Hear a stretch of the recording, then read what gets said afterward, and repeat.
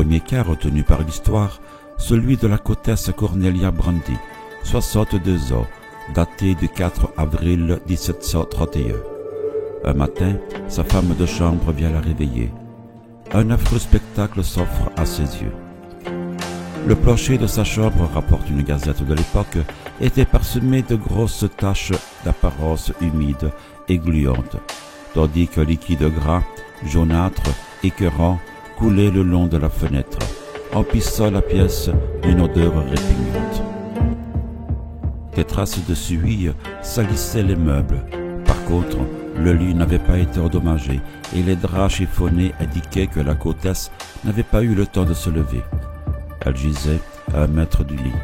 Un petit tas de cendres, 2 jambes intactes toujours gainées de soie fine, une moitié de boîte crânienne, c'est tout ce qui subsistait de Cornelia Brandy. Le médecin légiste et les policiers appelés sur les lieux sont bien incapables d'expliquer ce qui a pu se passer. Placide, le magistrat chargé des rapports, écrit « Un feu mystérieux semble s'être allumé spontanément dans la poitrine de la comtesse. » Puis, il classe le dossier. L'observation de ce cas recoupe tout à fait ce qui a été remarqué au cours d'autres phénomènes. En 1725, à Reims, un aubergiste du nom de Jean Millet passe en jugement. On l'accuse d'avoir tué sa femme en la brûlant dans la cheminée. Il n'en restait plus qu'une partie de la tête et quelques vertèbres à une trentaine de centimètres du foyer. 45 cm de plancher avaient brûlé à l'emplacement du corps, mais un pétrin et un saloir placés à proximité étaient intacts.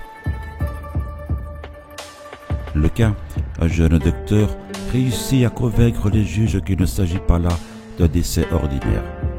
Les juges admettent l'existence d'une sorte de feu justicier, lancé par Dieu pour châtier la femme de l'aubergiste qui passait pour boire plus que de raison. Le cas publiera une thèse sur ce cas étrange. Toujours en France, à Caen cette fois, le 3 juin 1782, une vieille demoiselle disparut en fumée. Méry, le chirurgien chargé d'examiner l'affaire, écrit « Le sommet de la tête gisait sur un des chenets, à 45 cm du feu. Le reste du corps gisait de travers, en face de la cheminée, et n'était plus qu'une masse de cendres. Même les os les plus solides avaient perdu leur forme et leur consistance. On retrouva le pied droit, entier mais roussi. Bien que ce fût une journée froide, il n'y avait dans le foyer que 2 ou 3 morceaux de bois brûlés. Honnêtement, il ajoute que dans la journée qui a précédé la disparition de Mademoiselle Toos, des témoins ont vu celle-ci absorber plusieurs litres de vin et 1 litre de cognac.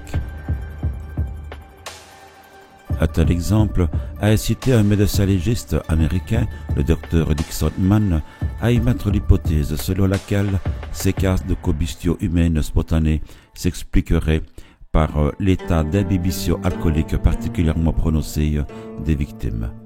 Une étincelle suffirait alors à les enflammer. Malheureusement, et le docteur le reconnaîtra lui-même, de nombreux cas de combustion spontanée concernent des personnes qui ne buvaient que de l'eau.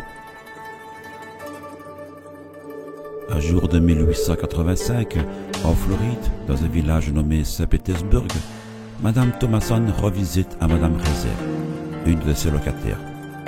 Inquiète de ne pas avoir de réponse en frappant à la porte et alertée par une odeur de brûlé, elle appellera les pompiers.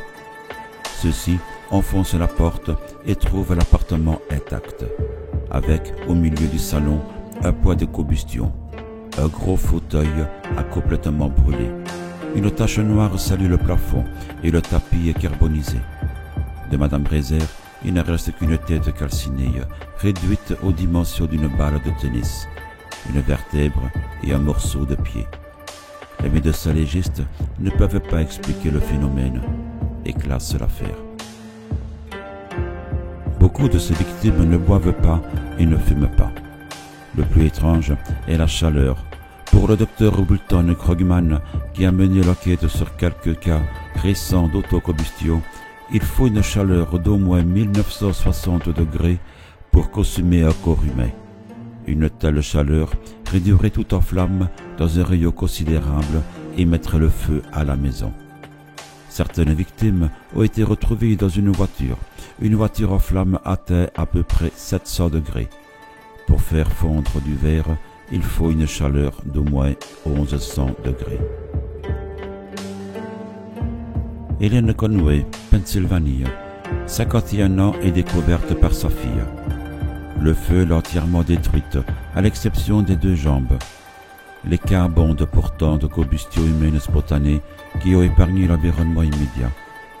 Le rapport du chirurgien Merrill est formel. Pas un meuble de l'appartement n'était endommagé. On retrouve la chaise sur laquelle elle était assise intacte, à une cinquantaine de centimètres. Le corps était consumé en moins de 7 heures, bien que rien d'autre que les vêtements n'ait été calciné. Étrange mort du docteur J. Irving en 1966. 82 ans, une seule jambe a résisté à la combustion. En France, en 1977, Guy Breton parle des combustions spontanées à la radio.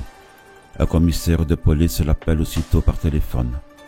Il enquête sur une mystérieuse affaire du même type. Une femme de 50 ans salue ses voisins et rentre passer la nuit chez elle. Le lendemain matin, une odeur de brûlé intrigue une personne qui vient sonner chez elle. On appelle les pompiers qui enfoncent la porte. Dans la salle à manger, on découvre un tas de cendres encore chaudes et quelques os calcinés. Un vrai mystère de la chambre jaune, conclut Guy Breton, qui rapporte l'affaire dans son célèbre livre « Histoire magique de l'histoire de France ». Les cas sont de plus en plus confirmés par les docteurs. On signale des combustions spontanées à la cadence d'un cas reconnu tous les 4 ans.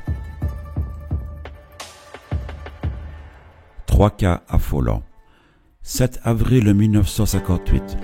Au large des côtes d'Irlande, le second de cargo Ulrich s'inquiète soudain des mouvements désordonnés du bateau.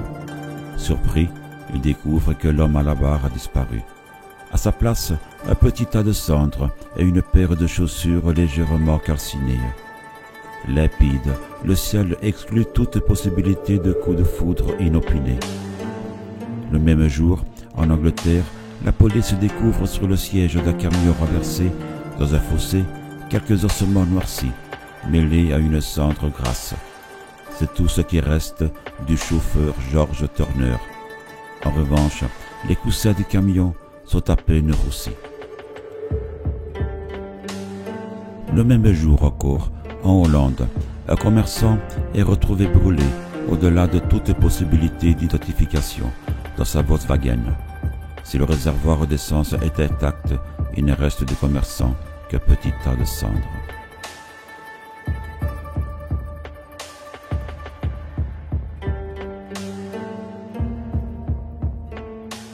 Pour conclure ce sujet, voici une explication hypothétique rationnelle.